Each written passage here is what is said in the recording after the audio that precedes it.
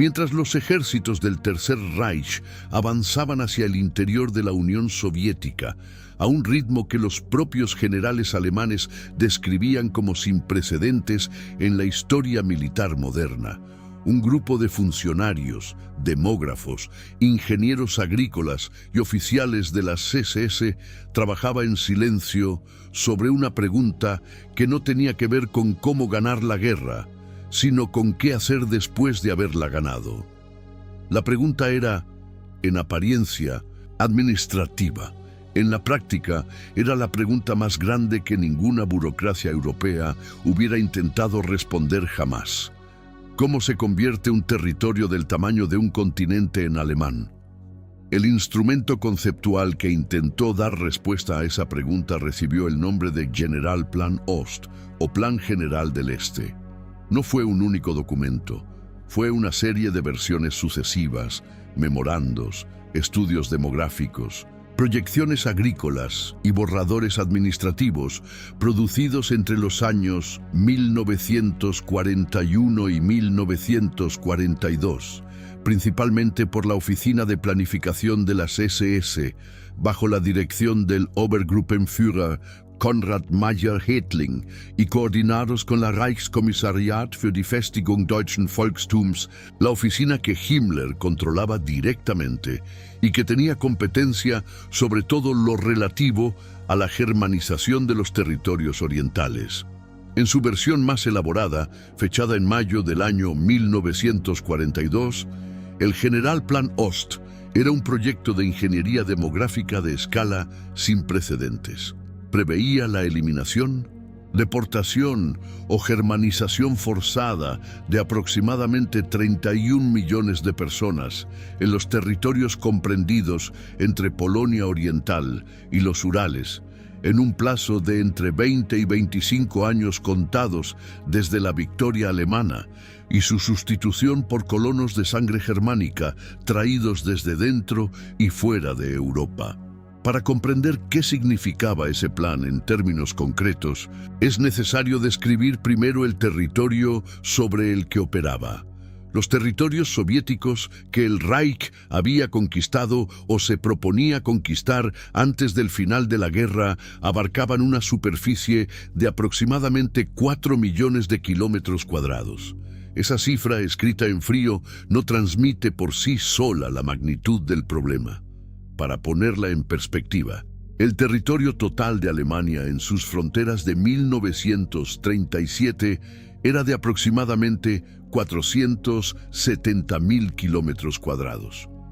Los planificadores del Reich estaban hablando, por tanto, de colonizar un espacio 8 veces más grande que el país que pretendía colonizarlo. Solo Ucrania, considerada en los documentos de la SS, la región agrícola de mayor valor estratégico, tenía 603.000 kilómetros cuadrados, una superficie mayor que la de Francia. Bielorrusia añadía 208.000 kilómetros cuadrados más. La parte occidental de Rusia, hasta los Urales, sumaba varios millones adicionales. Y sobre todo, ese territorio que había sido habitado por decenas de millones de personas. El plan preveía imponer una presencia alemana suficientemente densa y militarmente capaz de sostenerlo de forma permanente. El fundamento ideológico del Generalplan Ost descansaba sobre un concepto que el nacionalsocialismo había tomado de la geografía política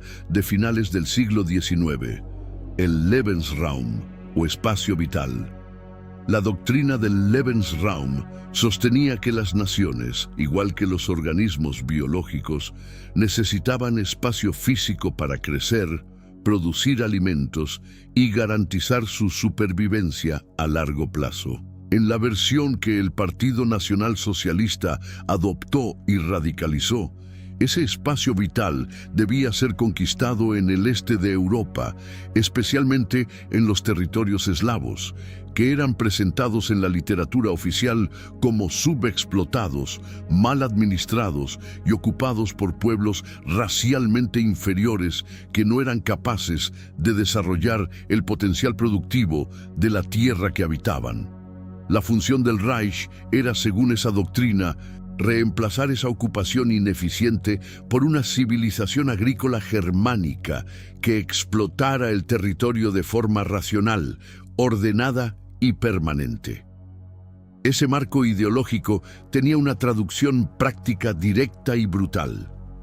Los habitantes existentes del territorio conquistado, ucranianos, bielorrusos, rusos, judíos, polacos, lituanos, letones, estonios, debían ser, en diversas proporciones según su clasificación racial, eliminados físicamente, deportados al interior de Asia, reducidos a la condición de mano de obra servil sin derechos políticos ni civiles, o excepcionalmente germanizados si reunían los criterios fenotípicos y culturales definidos por la Rasse und Siedlungshauptamt, la Oficina Central de Raza y Asentamiento de las SS.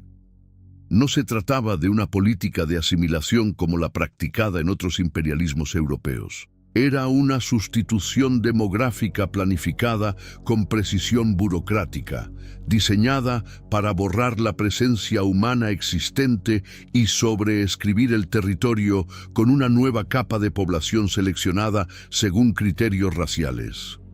La maquinaria administrativa que debía ejecutar ese proceso era de una complejidad extraordinaria.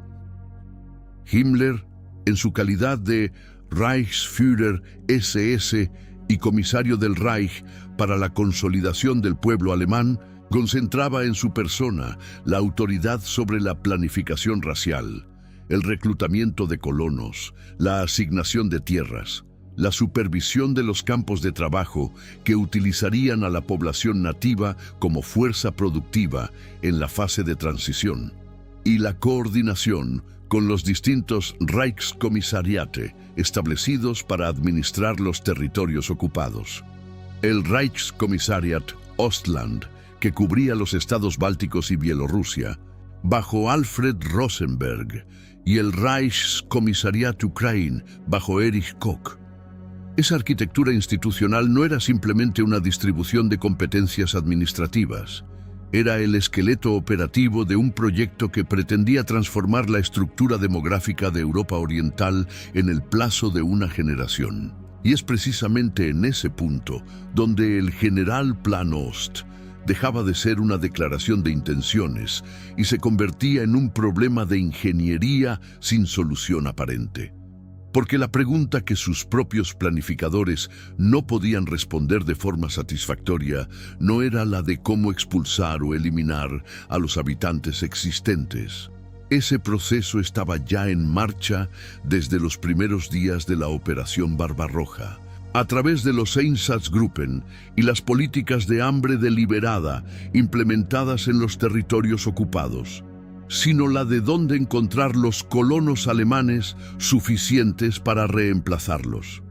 Y la respuesta a esa pregunta obligaba a mirar mucho más lejos de las fronteras del Reich. La crisis de recursos humanos que enfrentaba la Oficina Central de la SS para la consolidación del pueblo alemán en los primeros meses del año 1941 no era, como podría parecer desde una perspectiva exterior,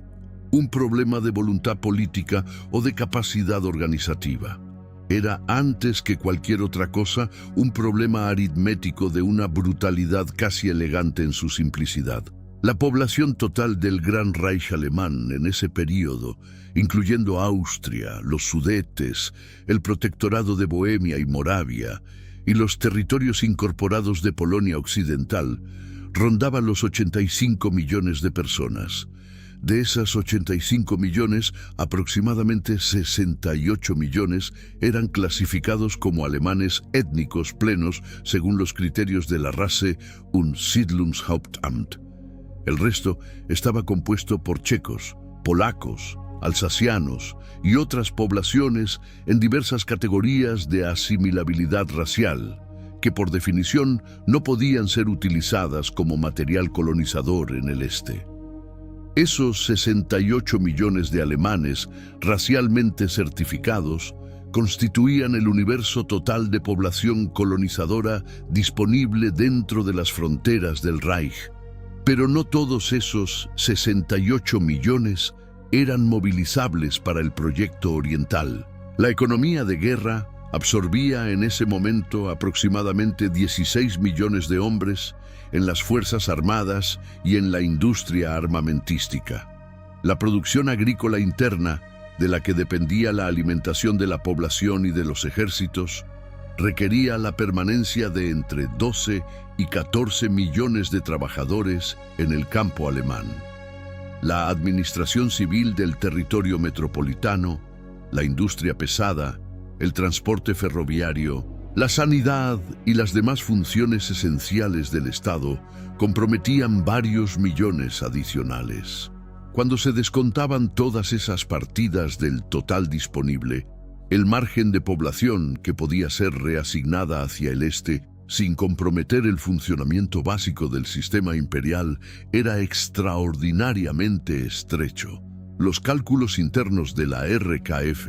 algunos de los cuales sobrevivieron en los archivos capturados después del año 1945, estimaban que en la fase inicial del reasentamiento, los primeros 5 años contados desde el final de la guerra,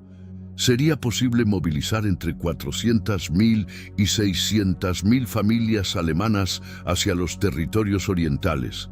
siempre y cuando se implementaran incentivos económicos suficientemente agresivos y se resolviera el problema logístico de transporte y construcción de infraestructura en los territorios de destino. Esas 600.000 familias, calculando una media de 4,5 miembros por unidad familiar conforme a los datos demográficos alemanes de la época, representaban aproximadamente 2.700.000 personas. Una cifra que, distribuida sobre los 4 millones de kilómetros cuadrados contemplados en el plan, producía una densidad de colonización de menos de 1 habitante por kilómetro cuadrado. Una cifra que no era suficiente ni para garantizar la seguridad de las rutas de abastecimiento, ni para sostener la producción agrícola a la escala requerida,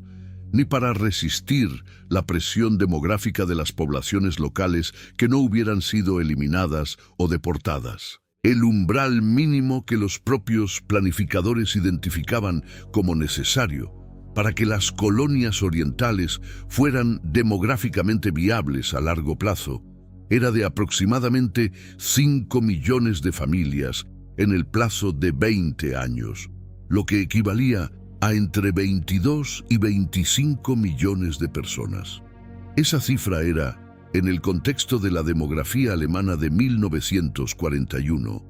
matemáticamente inalcanzable por medios internos. Alemania no tenía ese excedente de población rural movilizable, no lo tendría en 20 años, y el intento de extraerlo artificialmente del tejido social alemán sin destruir la economía imperial en el proceso era, según los propios técnicos de la SS, inviable.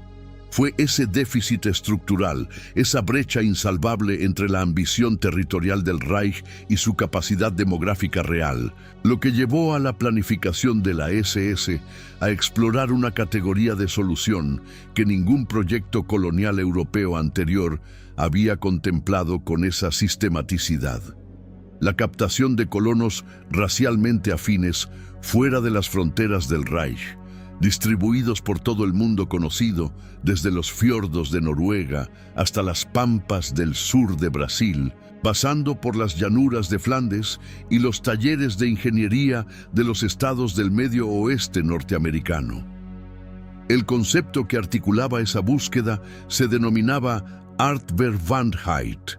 que puede traducirse aproximadamente como consanguinidad racial o afinidad de sangre, y su aplicación sistemática dividía el mundo en zonas de captación diferenciadas, según la calidad racial atribuida a cada población, su utilidad funcional específica para el proyecto colonizador y la factibilidad logística de su movilización. La jerarquía de esas zonas de captación no era arbitraria. respondía a una lógica de proximidad racial decreciente que partía del núcleo germánico y se extendía hacia la periferia en círculos concéntricos de asimilabilidad. En el círculo interior estaban los pueblos del norte de Europa, noruegos, daneses, suecos y, con ciertas reservas, finlandeses. En el círculo intermedio se situaban los pueblos del noroeste continental, holandeses, flamencos y, con restricciones más severas, los valones racialmente seleccionables. En el círculo exterior, más difuso, pero no por ello menos operativamente relevante en los planes de la SS, se encontraban las comunidades de alemanes étnicos dispersas por el mundo. Los Auslandsdeutsche, cuya presencia en América del Sur y del Norte representaba, para los planificadores de Himmler, una reserva de capital humano con características muy específicas que los hacían particularmente valiosos para ciertos segmentos del proyecto colonizador. El norte de Europa era, en la escala de valoración racial de las SS, algo más que una simple fuente de colonos. Era el referente civilizatorio del propio proyecto. La tradición intelectual del movimiento, que bebía de los trabajos del conde Arthur de Gobineau y del escritor estadounidense Madison Grant, había convertido el tipo racial nórdico en la cúspide de una jerarquía que consideraba a los pueblos escandinavos como la expresión más pura y menos mestizada de ese ideal. Esa valoración no era un accidente retórico. Tenía consecuencias operativas directas sobre el modo en que los territorios escandinavos, ocupados o aliados, eran administrados y sobre las expectativas que los planificadores depositaban en sus poblaciones. La ocupación de Noruega en abril del año 1940 fue interpretada por la dirección de las SS no únicamente como una operación estratégica para asegurar el acceso alemán al Atlántico Norte y a las reservas de mineral de hierro sueco. Fue conceptualizada simultáneamente como el primer paso de un proceso de reintegración orgánica de la población noruega dentro del espacio vital germánico. El Reichskommissar Josef Terboven recibió directivas de Himmler que distinguían explícitamente entre el modelo de administración de ocupación ordinaria aplicado en Francia o en los Balcanes, donde la extracción de recursos era el objetivo principal, y el modelo de administración para los territorios del norte de Europa, donde la preservación y eventual movilización de la población era el objetivo de largo plazo. Esa distinción se materializó en una serie de políticas concretas. Los prisioneros de guerra noruegos fueron liberados en una proporción significativamente mayor que los de otras nacionalidades.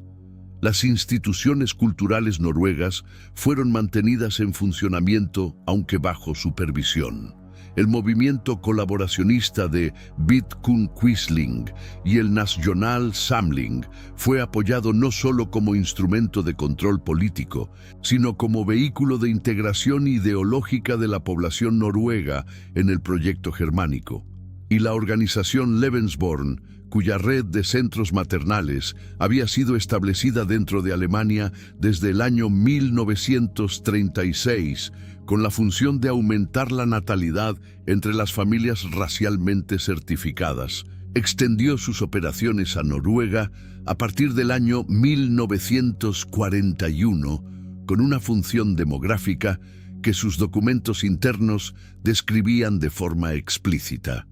El Lebensborn noruego, con centros operativos en Oslo, Klekken y otros emplazamientos, fue diseñado para gestionar los nacimientos producidos por las uniones entre soldados alemanes y mujeres noruegas, asegurando que esos niños fueran registrados, documentados racialmente y potencialmente asimilados dentro del sistema demográfico del Reich. Himmler supervisó personalmente las instrucciones operativas de los centros noruegos y fue explícito en su correspondencia interna sobre el potencial a largo plazo de esa población mestiza de primera generación como material colonizador para el Este,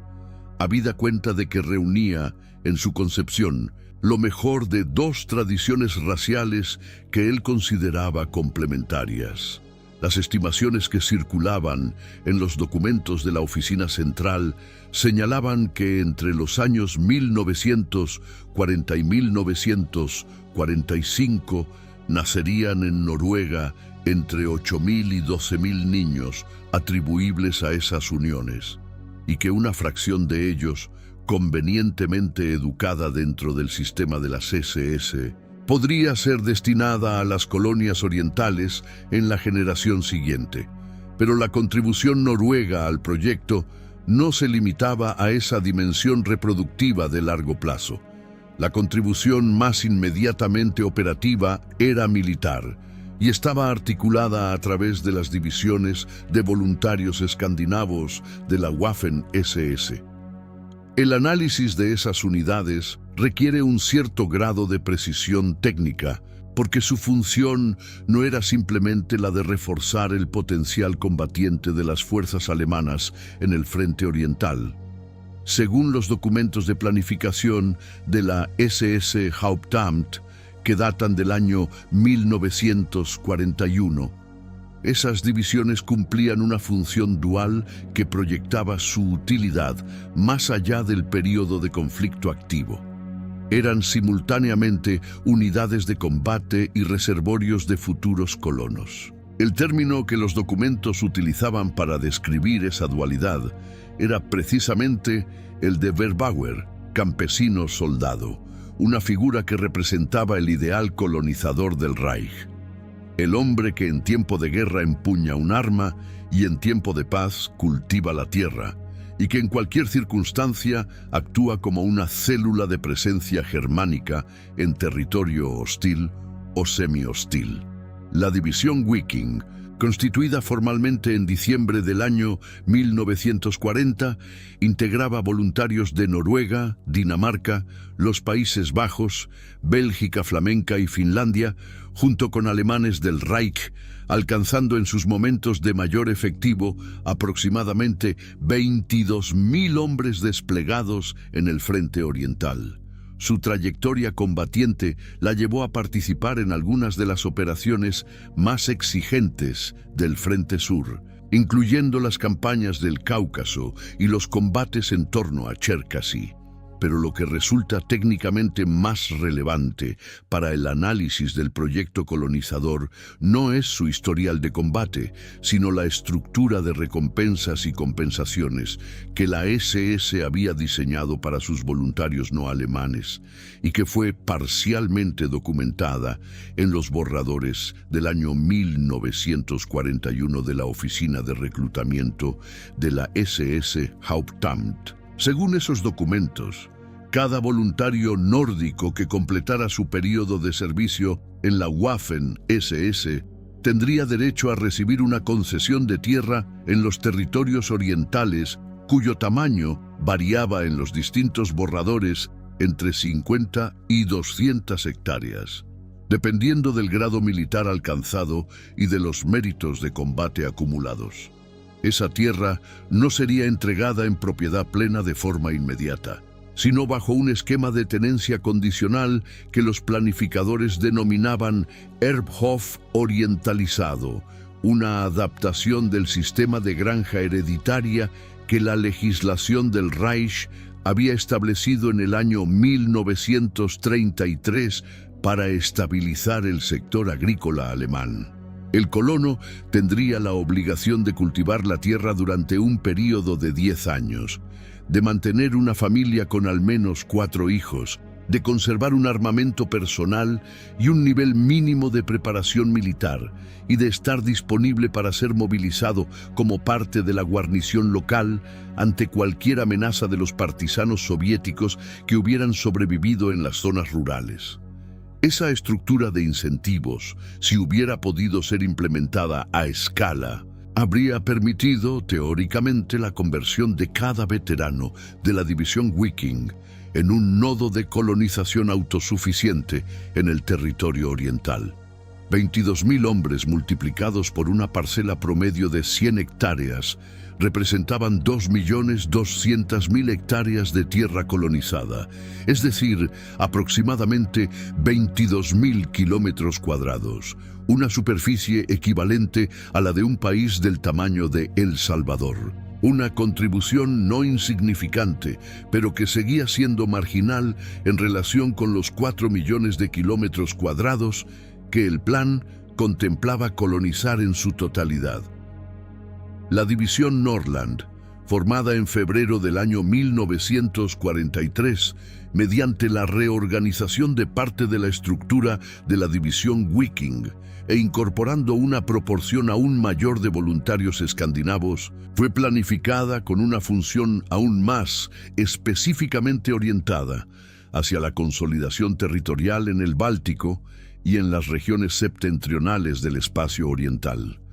Los estados bálticos, Estonia, Letonia y Lituania, habían sido identificados por los planificadores de la SS como zonas de transición especialmente receptivas a la colonización de tipo nórdico, dado el paralelo climático con Escandinavia y la tradición histórica de presencia germánica en la región que se remontaba a las órdenes caballerescas medievales de los caballeros teutónicos y los livonios.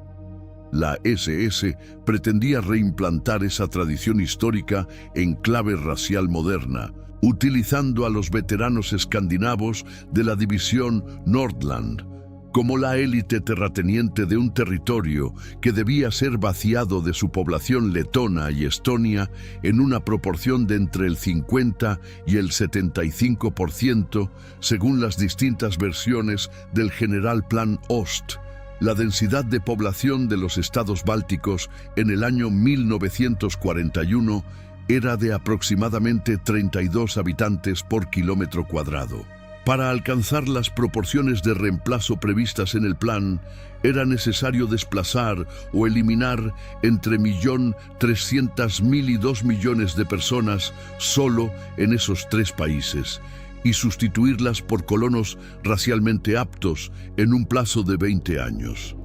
Esa escala de operación requería no solo la disponibilidad de los colonos, sino una infraestructura de transporte, alojamiento temporal, distribución de tierra y administración agrícola, que en la práctica nunca llegó a ser desarrollada de forma coherente, porque la dinámica de la guerra consumió los recursos humanos y materiales que habrían sido necesarios para construirla. La contribución escandinava al proyecto colonizador tenía también una dimensión que los documentos de la SS abordaban con especial interés cuando se referían a Suecia. El caso sueco era técnicamente diferente al noruego y al danés, porque Suecia no había sido ocupada militarmente y mantenía una posición de neutralidad que el Reich respetaba por razones de conveniencia económica y estratégica, dado que el acero sueco era indispensable para la industria armamentística alemana. Sin embargo, los planificadores de la SS no descartaban la posibilidad de captar voluntarios suecos, tanto para las unidades militares como para el futuro proyecto colonizador, a través de canales no gubernamentales. El Nordische Gesellschaft, la sociedad nórdica, con sede en Lübeck, servía como plataforma de contacto cultural y político con sectores simpatizantes de Suecia, y en los documentos de la SS se hacía referencia a la posibilidad de reclutar familias agrícolas suecas para el reasentamiento oriental una vez que la guerra hubiera concluido con una victoria alemana. Las estimaciones de captación para Suecia en esos documentos eran modestas, entre 50.000 y 100.000 familias en el plazo de una generación, pero representaban un dato indicativo de la amplitud del horizonte geográfico que los planificadores de Himmler estaban dispuestos a contemplar. El componente de Europa Occidental en el General Plan Ost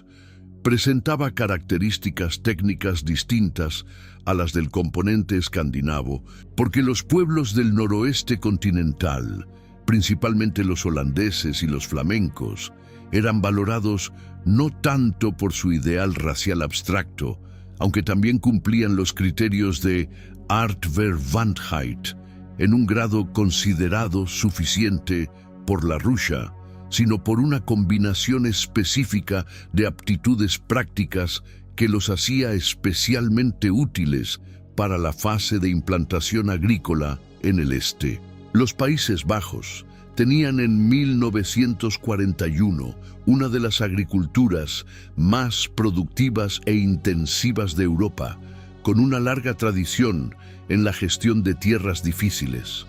La recuperación de terrenos inundables mediante sistemas de drenaje y control hidráulico y una estructura de pequeña y mediana propiedad agrícola que generaba agricultores técnicamente competentes, acostumbrados a extraer rendimientos elevados de parcelas relativamente pequeñas.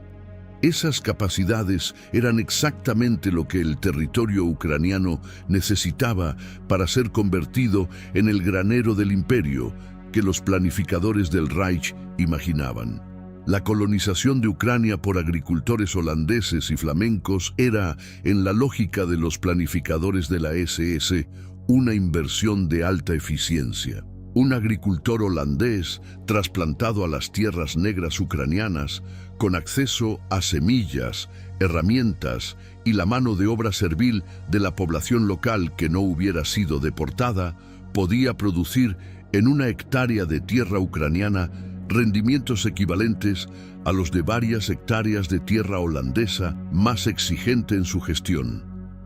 Esa eficiencia productiva era crucial para el plan de alimentación del imperio, que preveía que los territorios orientales debían comenzar a exportar cantidades significativas de grano hacia el oeste en un plazo de 5 a 10 años después del establecimiento de las colonias. El instrumento administrativo más avanzado que la SS desarrolló para articular esa colonización holandesa y flamenca fue la Nederlandse Oost-Compagnie, la Compañía Holandesa del Este, cuyo nombre no era casual. Evocaba deliberadamente la Verenigde Oost-Indische Compagnie, la histórica Compañía de las Indias Orientales holandesa del siglo XVII, con la que los planificadores pretendían establecer un paralelismo simbólico entre los grandes proyectos coloniales del pasado y el que estaban diseñando para el este europeo. La Nederlandse Oost-Compagnie fue establecida en el año 1941 bajo la supervisión de las SS y con la colaboración de sectores del movimiento colaboracionista holandés, del National Socialistische Beweging, el partido nazi holandés de Anton Mussert. Su función declarada era la de organizar y gestionar el reasentamiento de agricultores y trabajadores calificados holandeses en los territorios de Ucrania y los estados bálticos ocupados. La estructura operativa de la compañía era más sofisticada que la de cualquier otro organismo de colonización que la SS hubiera intentado crear en ese periodo. Incluía un departamento de selección y evaluación de candidatos que trabajaba en coordinación con la Russia para certificar la idoneidad racial de los colonos potenciales. Un departamento de logística que se ocupaba del transporte, del alojamiento provisional en campos de tránsito y de la asignación de las parcelas agrícolas en el destino. Y un departamento de gestión agrícola que proporcionaba asesoramiento técnico a los colonos una vez establecidos, supervisaba la producción y organizaba la comercialización de los excedentes. Ese nivel de organización funcional no tenía equivalente en ningún otro programa de reasentamiento del período y refleja la seriedad con que los planificadores de la SS abordaban la dimensión holandesa del proyecto. Los registros disponibles sobre la actividad efectiva de la Nederlandse Oost-Compagnie son fragmentarios, pero indican que en el periodo comprendido entre el año 1942 y el año 1943 se realizaron varios viajes de exploración y evaluación a los territorios ucranianos y bálticos, en los que participaron técnicos agrícolas holandeses que elaboraron informes sobre la calidad de la tierra, El estado de la infraestructura de riego y drenaje, las condiciones climáticas y la disponibilidad de mano de obra local. Esos informes fueron enviados a la sede de la compañía en La Haya y circularon en versiones resumidas entre los agricultores holandeses que habían mostrado interés en el programa. Las estimaciones de la compañía hablaban de un potencial de colocación inicial de entre 20.000 y 30.000 familias holandesas y flamencas en el plazo de 5 años desde el final de la guerra, con una expansión posterior que podría alcanzar las 100.000 familias en el plazo de una generación. El papel del componente flamenco del plan merece una mención específica, porque presentaba características políticas propias que lo distinguían del componente holandés. Flandes, la región de habla neerlandesa de Bélgica, había sido durante las primeras décadas del siglo XX el escenario de un movimiento de emancipación cultural y política con respecto al dominio francófono de la élite belga. Y ese movimiento había generado una corriente de colaboracionismo con el Reich que durante la ocupación de Bélgica, desde el año 1940, se canalizó a través del VNV, el Vlaams National Verbond, y otras organizaciones afines. La SS reclutó activamente voluntarios flamencos, tanto para las unidades de combate como para el programa de reasentamiento, utilizando como argumento adicional la promesa de que los flamencos que participaran en la colonización del Este recibirían un reconocimiento de su identidad como pueblo germánico diferenciado, con derechos de autogobierno en los territorios que les fueran asignados. Esa promesa nunca fue articulada en ningún documento oficial con carácter vinculante, pero sirvió como instrumento de reclutamiento eficaz en los sectores del movimiento flamenco más radicalizados. La dimensión transatlántica del General Plan Ost es, desde una perspectiva técnica,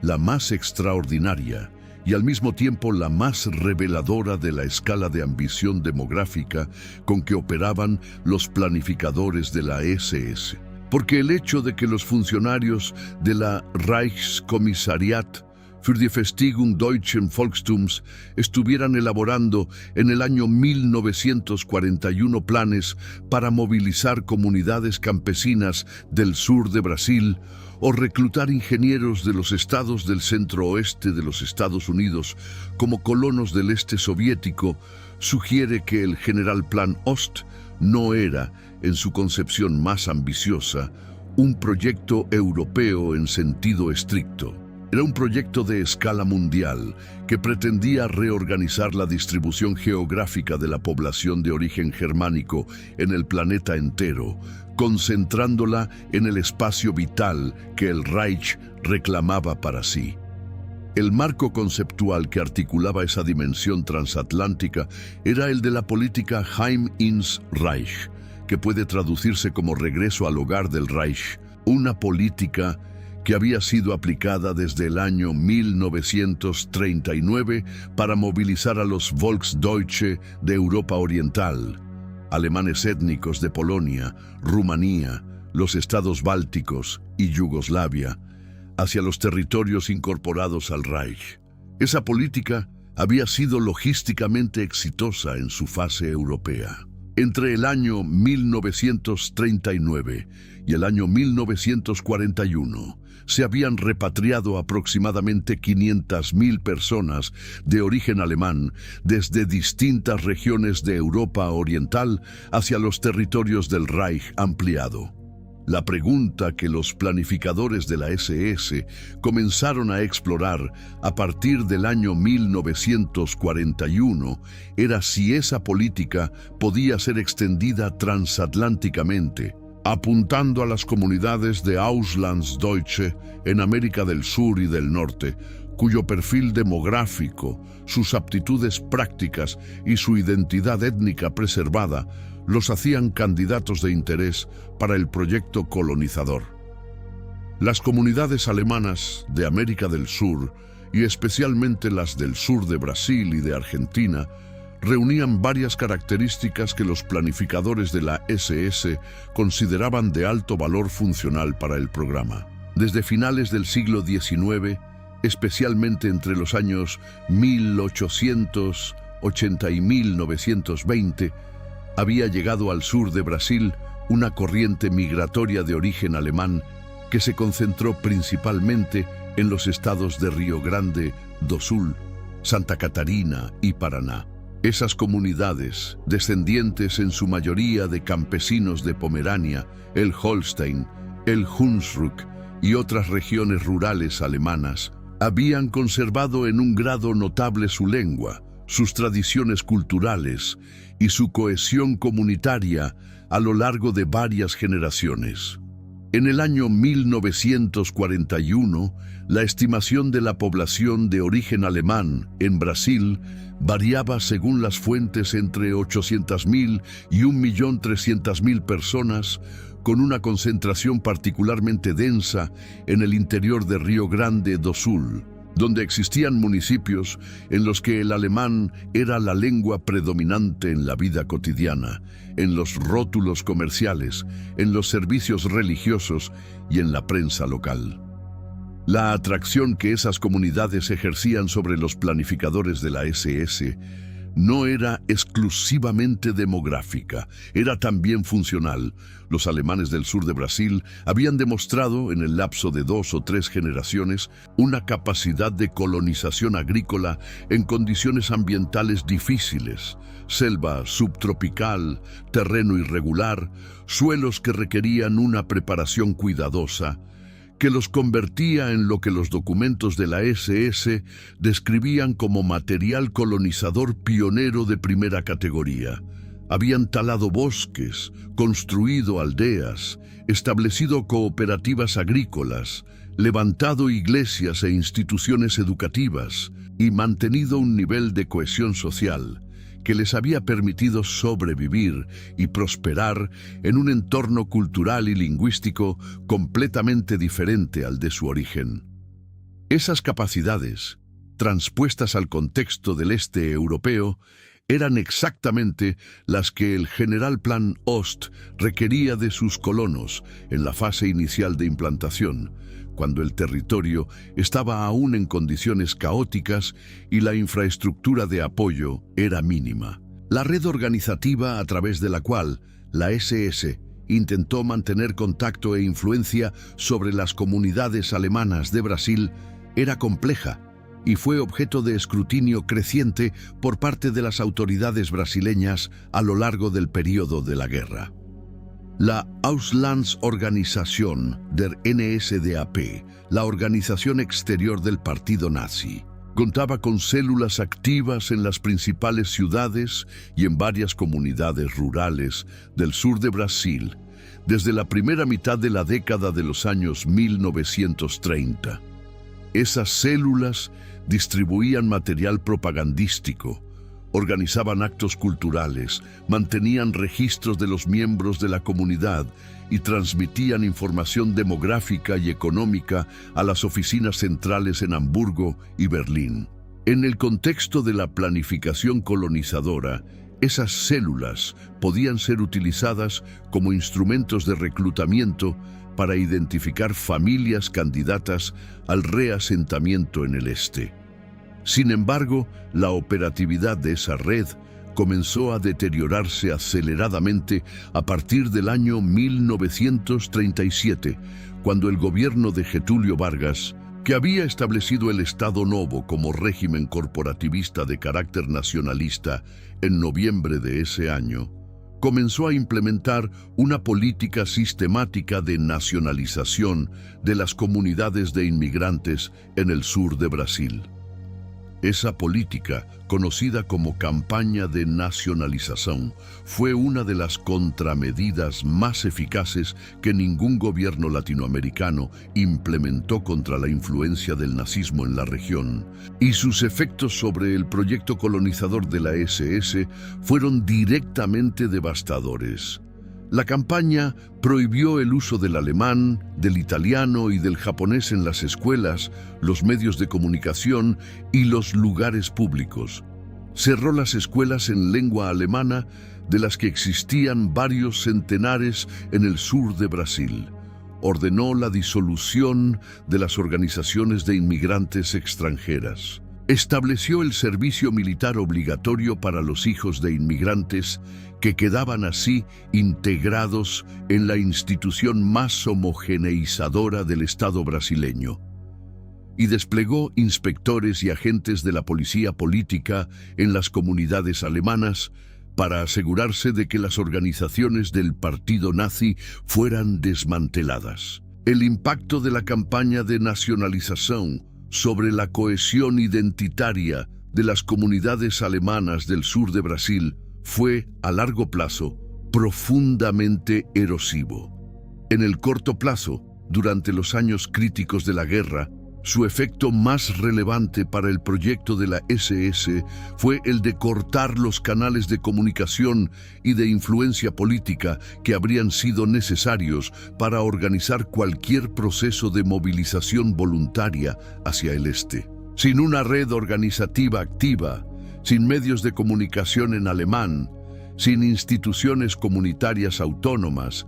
y en un contexto en que Brasil terminó declarando la guerra a Alemania e Italia en agosto del año 1942, después de que submarinos alemanes hundieran varios barcos brasileños en el Atlántico Sur, la posibilidad de reclutar colonos desde las comunidades del sur de Brasil se volvió operativamente nula en el periodo de la guerra y teóricamente irrelevante en el contexto de la derrota alemana posterior.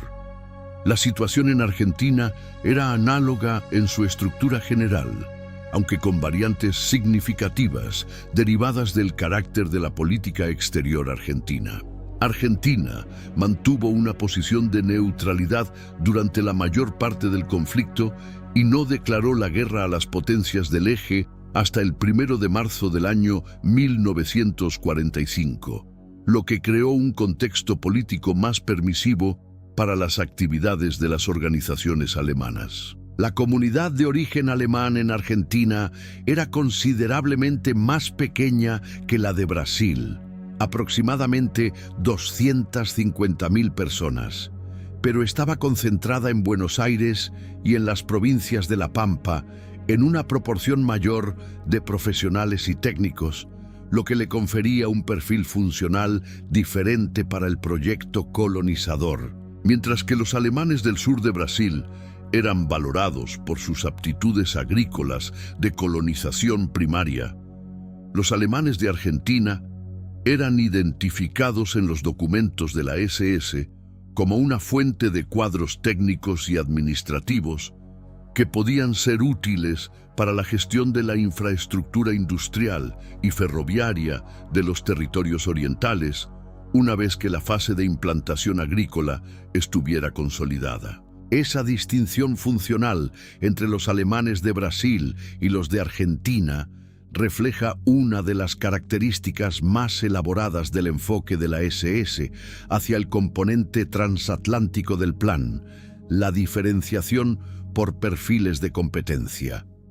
El proyecto colonizador del Este necesitaba simultáneamente agricultores pioneros capaces de establecerse en territorios remotos con infraestructura mínima, técnicos calificados capaces de operar y mantener sistemas ferroviarios, instalaciones eléctricas y plantas de procesamiento agrícola, y cuadros administrativos capaces de gestionar la burocracia de las colonias y mantener el control sobre la población local.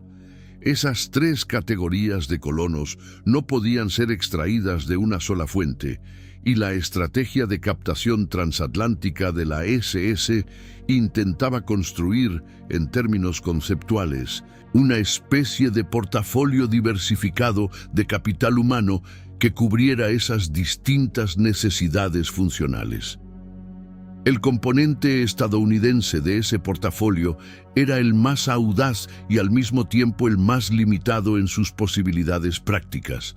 Dado el contexto político que siguió al ataque japonés a Pearl Harbor en diciembre del año 1941 y a la subsiguiente declaración de guerra de Alemania a los Estados Unidos. Antes de ese punto de inflexión, los planificadores de la SS habían explorado la posibilidad de capitalizar la presencia de comunidades de alemanes étnicos en los estados del centro-oeste y del medio-oeste norteamericano. Minnesota, Wisconsin, Illinois, Indiana y Ohio, entre otros, donde existían comunidades de agricultores, ingenieros y técnicos de origen alemán con 2 o 3 generaciones de arraigo. Las organizaciones del Deutsch-Amerikanischer Volksbund, el Bund, que había alcanzado su momento de mayor visibilidad en los años 1937 y 1938, bajo la dirección de Fritz Kuhn, habían servido como plataformas de propaganda y movilización política, aunque su influencia sobre la comunidad alemana estadounidense en sentido amplio era mucho más limitada de lo que la propaganda del Reich pretendía. El interés de la SS en los alemanes étnicos de los Estados Unidos no era fundamentalmente político en el sentido electoral, sino técnico. Los informes que circulaban en los departamentos de planificación de la RKF durante el año 1941 señalaban que la comunidad técnica de origen alemán en los Estados Unidos, ingenieros, arquitectos, técnicos ferroviarios, geólogos, agrónomos, representaba una reserva de competencias que Alemania había en cierta medida exportado durante las décadas de emigración del siglo XIX y principios del XX y que podría ser parcialmente recuperada a través de programas de reasentamiento en el este postbélico. El argumento que los reclutadores de la SS utilizaban para aproximarse a esos individuos era el de la participación en la construcción de una nueva civilización en el este, con acceso a tierra, a posiciones de responsabilidad técnica y a condiciones de vida que la América de la Gran Depresión no había podido garantizar. Sin embargo, la eficacia de ese reclutamiento fue marginal incluso antes de que la entrada de los Estados Unidos en la guerra lo hiciera operativamente imposible. El Deutsch-Amerikanischer Volksbund fue declarado organización subversiva por el Congreso de los Estados Unidos en el año 1939 y Fritz Kuhn fue arrestado en mayo de ese mismo año acusado de malversación de fondos. La Oficina Federal de Investigación, el FBI bajo la dirección de J. Edgar Hoover, había comenzado a vigilar sistemáticamente las actividades de las organizaciones alemanas en Estados Unidos desde el año 1936, y esa vigilancia se intensificó progresivamente hasta alcanzar un nivel de penetración que hacía imposible cualquier actividad de reclutamiento organizado. A partir de diciembre del año 1941, los alemanes étnicos en Estados Unidos que mantenían cualquier tipo de contacto con organizaciones vinculadas al Reich fueron sistemáticamente identificados, vigilados y en algunos casos internados como extranjeros enemigos, con lo que el canal de captación transatlántico quedó definitivamente cerrado. El colapso del componente transatlántico del General Plan Ost no fue, sin embargo, el factor determinante en el fracaso del proyecto en su conjunto. El fracaso del plan como tal respondía a una confluencia de causas que operaban en escalas de tiempo y en dimensiones diferentes, pero que todas convergían hacia el mismo resultado: la demostración práctica de que la ecuación demográfica sobre la que descansaba el proyecto era no solo matemáticamente insuficiente, sino operativamente inconciliable con la realidad de la guerra que el Reich estaba librando. El primer y más fundamental de esos factores era el giro de la situación militar en el frente oriental.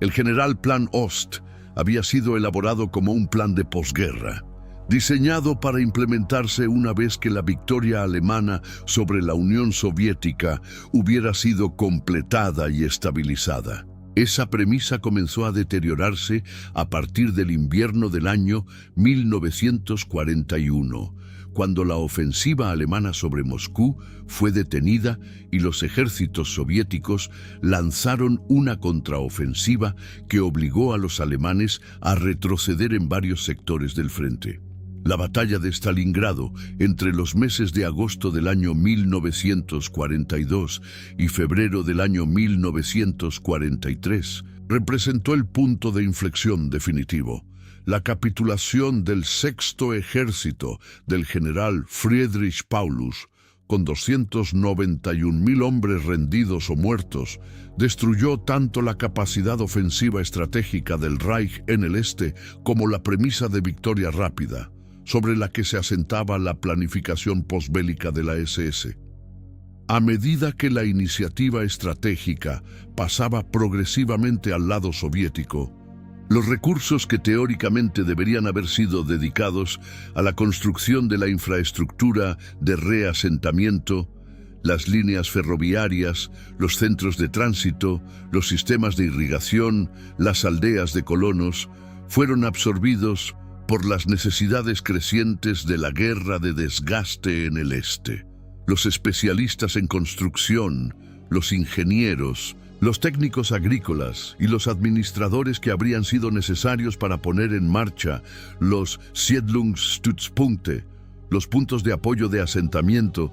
estaban siendo consumidos por el aparato de guerra a un ritmo que hacía imposible cualquier actividad de colonización a escala significativa. Los pocos colonos holandeses, flamencos y bálticos, que habían llegado efectivamente a Ucrania y a los estados bálticos en el período comprendido entre 1941 y 1943, fueron evacuados apresuradamente a medida que el frente se desplazaba hacia el oeste, perdiendo en el proceso las tierras que les habían sido asignadas y con ellas cualquier continuidad en el experimento colonizador. El segundo factor de colapso era la resistencia armada de la población local. Los partisanos soviéticos, que habían comenzado sus operaciones casi inmediatamente después del inicio de la invasión alemana en junio del año 1941,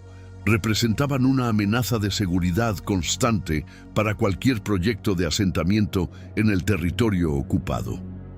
La premisa del Wehrabwehr, el campesino soldado capaz de defender su parcela de tierra con las armas mientras la cultiva,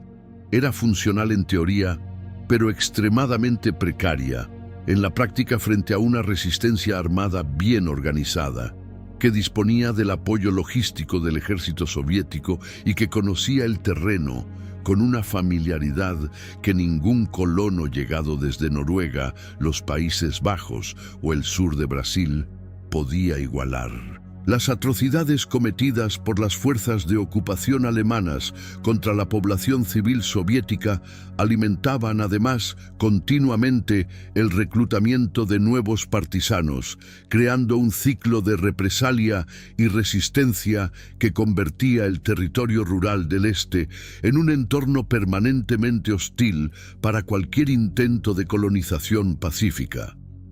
El tercer factor, menos obvio pero igualmente determinante, era la contradicción interna entre los diferentes objetivos que el Reich perseguía simultáneamente en los territorios ocupados. La SS quería esos territorios como espacio de colonización germánica a largo plazo. El alto mando militar los quería como base de operaciones para continuar la guerra. La industria de guerra los quería como fuente de mano de obra esclava para sus fábricas. El Ministerio de Economía los quería como fuente de materias primas, agrícolas y minerales. Esos objetivos eran parcialmente incompatibles entre sí y en la práctica el conflicto de prioridades se resolvió siempre en detrimento del proyecto colonizador, porque las necesidades inmediatas de la guerra tenían siempre precedencia sobre los planes de largo plazo de la SS. La explotación depredadora de Ucrania bajo el Reichskommissar Erich Koch fue el ejemplo más nítido de esa contradicción. Koch, que respondía al Ministerio de Territorios Orientales Ocupados de Rosenberg, implementó en Ucrania una política de extracción de recursos que esquilmó la capacidad productiva del territorio en el corto plazo, destruyendo la infraestructura agrícola y generando un nivel de resistencia popular que hacía inviable cualquier proyecto de colonización pacífica. La SS, que necesitaba que Ucrania fuera un territorio estabilizable, protestó repetidamente contra las políticas de Koch, pero la burocracia del Reich era demasiado fragmentada y los conflictos de jurisdicción demasiado profundos para que esas protestas produjeran ningún cambio efectivo de política. Lo que el General Plan Ost deja como legado analítico, examinado desde la distancia técnica que permite el tiempo transcurrido, no es únicamente la escala de su fracaso práctico.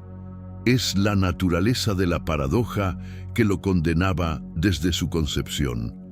Un proyecto de colonización que requería como condición previa la pacificación del territorio y como condición simultánea la continuación de la guerra que hacía imposible esa pacificación. Un proyecto que necesitaba colonos racialmente certificados en una cantidad que ninguna fuente de reclutamiento conocida podía proporcionar y que aún así generó una maquinaria burocrática de captación que abarcó desde los fiordos de Noruega hasta las plantaciones de soja del Río Grande do Sul. Un proyecto, en definitiva, que era matemáticamente imposible en el mundo real y que, sin embargo, consumió miles de horas de trabajo de algunos de los técnicos más capaces de una burocracia imperial de primera magnitud, produciendo planes, tablas, proyecciones y memorandos con una precisión que contrastaba de forma radical con la irrealidad fundamental de sus premisas. La aritmética del Lebensraum era siempre la misma, formulada de formas distintas, pero llegando invariablemente al mismo resultado. El espacio que el Reich se proponía conquistar era más grande que la humanidad con la que se proponía llenarlo. Esa brecha, calculada con frialdad en las mesas de trabajo de la Prinz Albrecht Strasse, era la condena matemática del proyecto, no la moral, no la resistencia, la aritmética pura, la misma que los planificadores de Himmler manejaban con tanta precisión y que, al final, demostraba que el colosal aparato de colonización que habían diseñado para gobernar un mundo que nunca llegarían a poseer era, en términos de ingeniería humana, un sistema con más variables de entrada que capacidad de proceso disponible, una ecuación que no tenía solución dentro de los límites de la realidad demográfica que le era dada.